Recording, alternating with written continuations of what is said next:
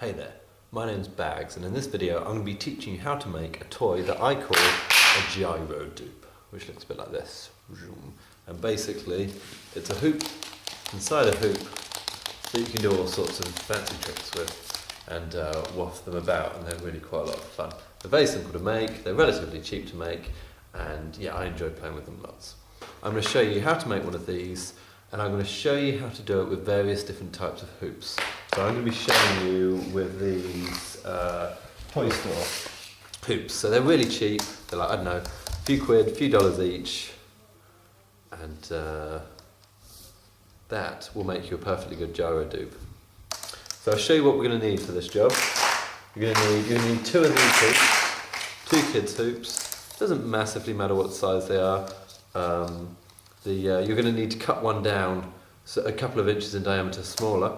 So if you want to go on body, then you need to bear that in mind. You probably want them of a reasonable size. But then if you just want to do off-body stuff, they can be quite small. We're going to need a few tools. You might need a pair of pliers. You'll need some pipe cutters. If you haven't got any pipe cutters, you could use a hacksaw, but these are much faster. You might need a pair of scissors for cutting tape. You're going to need some sellotape or scotch tape, and some gaff, duct tape type stuff. And also, if you want to make them look pretty, you're going to need some sparkly tape, but obviously that's optional. This is fire opal tape. And what else? Oh, and you're going to need something to weight one side of the hoop. So I'm just using old batteries. I'm going to use 3 AA batteries to weight the Gyrohoop that I'm making. If you're using heavier tubing, like if you're using irrigation tubing, then you might need more weight. And what else we need? Oh, we're going to need fishing swivels and split rings, or key rings. So fishing swivels look like this. You can buy them from fishing shops. We call them fishing swivels. Also, poi spinners use them. So if you've got an old set of poi, you might be able to take off a couple of fishing swivels. So you're going to need 2 of these, and you're going to need 4 split rings, so you can attach them together like this. There's the 2 split rings and a fishing swivel. You're going to need 2 of these. Now, the swivels, they want to be reasonably heavy duty to start with. I was just using a little fishing swivel like this one. I think you can see this one's a bit smaller, and these ones were breaking quite a lot. So you want to use as big a fishing swivels basically as you can find. Like these are size 2/0. I don't know whether that's a standardised sizing, but they're quite big and they'll be a lot stronger. You can also get other ones like this, which will work. But yeah, as long as they're relatively chunky, then hopefully they'll survive. And the split rings that you need, you want them to be just big enough to go over the diameter of the tubing that you're using. So I'm using these hoops. They just fit over the tubing with the fishing swivel on. It's quite nice and tight. Obviously, if you're thinking of taping the hoop afterwards, then you probably need to take that slightly into account. That's going to make a millimetre or so difference. So first of all, your kids' hoops, they might be connected in a number of different ways. I'm going to show you primarily on these hoops, which have been stapled together. So they're stapled and they have a little connector on the inside. So all I've done to open up this hoop is I've taken a knife. I don't think I said you were going to need a knife. You might need a knife. And I've just prized. I've managed to get the blade. This is relatively dangerous, so be careful doing it. I've put the knife just under the staple and prized out the staples like that. And then once you prize them out, you can open the hoop on one side, like so. And you can see this one's got a little connector in it. So you might not have a stapled kids hoop, you might have one that's plastic welded. And plastic welding looks a bit like this. You can see there's a slight ridge where it's been plastic welded. If you've got a plastic welded one, then all we're going to do is we're going to chop the hoop on the plastic weld using our pipe cutters. We're going to chop the hoop open, and then you're going to cut out a section. So I'm just going to cut a section off, and then we need to make a connector from it. So I'm going to use my magical snipping tools here, which again I'm not sure I mentioned, and we're going to snip down this little section of tubing like so. So open it up, and then I'm going to take off a sliver. Push, push, push. Just doing this quickly, not particularly neatly. Take off a sliver just to make it slightly smaller. And then I'm going to fold this in on itself using a pair of pliers.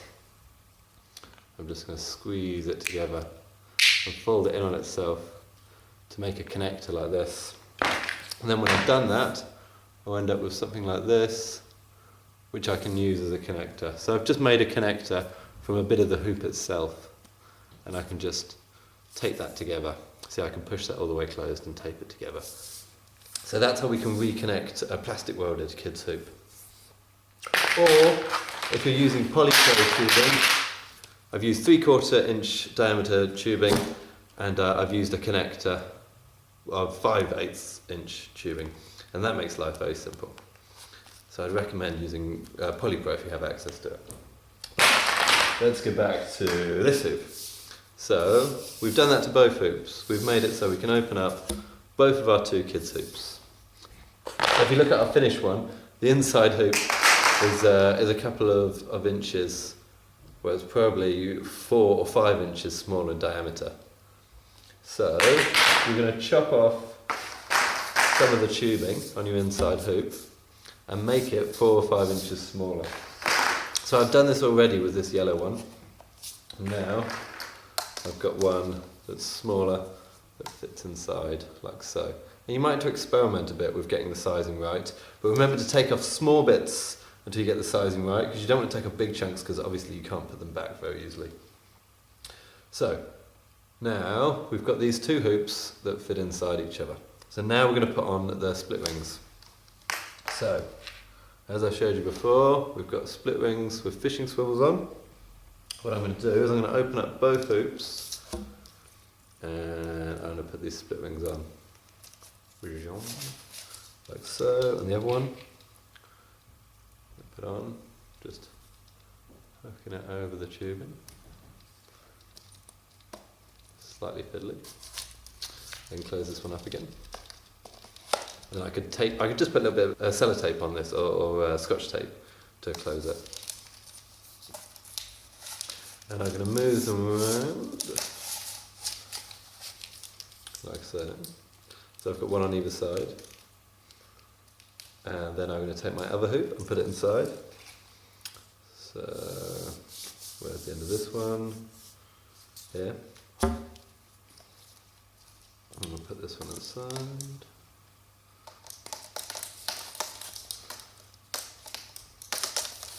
Just feed it through the split rings.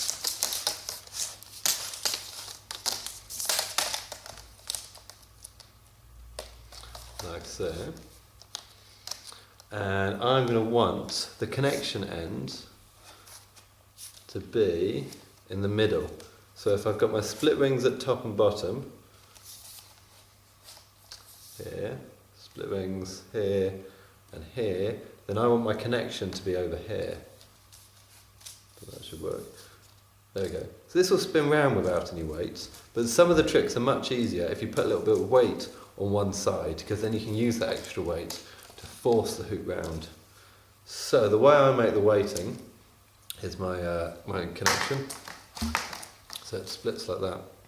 The way I think it's easiest to weight one side is with some batteries. So I'm just using some old AAA batteries. I've just sellotaped them together, so I'll show you that quickly. I'm just sellotaping these batteries together loosely into one unit, like so. And then on this particular kid's hoop, they just slot quite nice and conveniently into the connector. So then I can close it again and I have a weight on one side of my hoop. So then I can do some of these sort of orb tricks much more easily. Like so. So you might want to use, I've used AAA batteries for the weight on these ones. You might want to use, if you're using heavier tubing, you might want heavier batteries. These are AA ones. You might be putting them directly into the tube, You could put them inside your connector like this. These AA ones fit inside these big irrigation tube connectors, or the AAA ones fit inside the narrower connectors. And it doesn't have to be batteries. Like I just found batteries to be the easiest thing. That I had old ones lying around. You could use fishing weights. You could use any sort of anything heavy that's gonna weight in a relatively small area of the hoop. And it's just trying to weight one side of it. So now we've got this more or less made. We want to make it nice and central. I want to make sure it's not going to hit. Another thing about the sizing of the hoop, I want to have enough space so when I'm holding the hoop, the inside one doesn't hit my fingers. So if I can't space it so it doesn't hit my fingers, then I'm going to want to make the inside one a bit smaller. But I think that looks about right. And obviously if I turn it round, there's lots of space one way and less space the other, then I'm not right in the centre. So you're going to have to play a bit with that until you get it right. But once you've got it in the right position, you're going to take some gaffer like this, and I'm just going to build up the gaffer tape on either side of the split ring so it can't go anywhere. So there's the split ring there. Just going to put some gaffer on one side, like so. Wrap that round. Like so. And then the split ring can't go anywhere. So if I do that on both sides for all 4 split rings, I'll then have the hoop locked in position. Okay, so I put all the tape on. You see I've gaffer taped on either side of the split ring just to build it up on either side so it doesn't slide around. So I've built it up there, I've done the same thing on the other side, and now it works. Now we have our Gyrohoop. So this is your simplest version basically. Obviously it's not very pretty at this point. You could put on some silver tape and it would look much nicer. But in this form, if you tape up the ends, it will work and you can play with it and learn some of the basic tricks. So that's your basic Gyrohoop. If you put on some silver tape, it will look more like this, and you can silver tape over the bits of gaffer tape that you've built up, and then it will look a lot prettier. I don't think I showed you on the Poly Pro one how nicely the AAA batteries fit into the connectors. So this is the 5/8 inch diameter Poly Pro tubing, and the AAA just fit beautifully in there. And I've blocked up the connector with just some balls of Scotch tape or sellotape, so it stays in place. And you've just got this lovely weighted connector. So that works very nicely. So yeah, this is a slightly fancier version. Also, if you're using heavier tubing, you're going to need to put more weight on there, so that can be more batteries, like more AA's. With these glow ones, I made a glow Gyrohoop. I couldn't get any batteries inside the glow hoop because of the internal electronics, obviously. So all I did was I've covered some AAA batteries in white tape, and I've sellotaped them to the inside of the inner hoop, and that then allows it to work as a Gyrohoop. So that's quite good. Also, I didn't have 2 glow hoops that were the right size, so I've put a bit of spacing tubing in there. I've taken another bit of the 3/4 inch tubing, and so I've taken a chunk about this big here, and I've slotted it on to the connector that was already there, and then put in another connector on the other side and taped it together. So although obviously this doesn't have glowy bits in, it does allow me to use 2 glow hoops as a Gyrohoop. I'm not gonna recommend that you do make Gyrohoop from glow hoops, because obviously glow hoops are very expensive and you might break them. So I'm not going to guarantee it's not going to break them. For example, I'm not using my own glow hoops. I've borrowed some off friends. I'm not stupid enough to use my own. So that's how to make a Gyrohoop. This is a 3-hoop version, like so. You can rotate on 2 different axes like this. So it uses 4 fishing swivels. So I've got one between the top and the middle hoop there, and then 1/4 of the way round I've got one between the middle and the inside one, and then obviously another 1/4 top and middle, and then another 1/4 way round inside and middle. So it has like a sphere sort of effect here.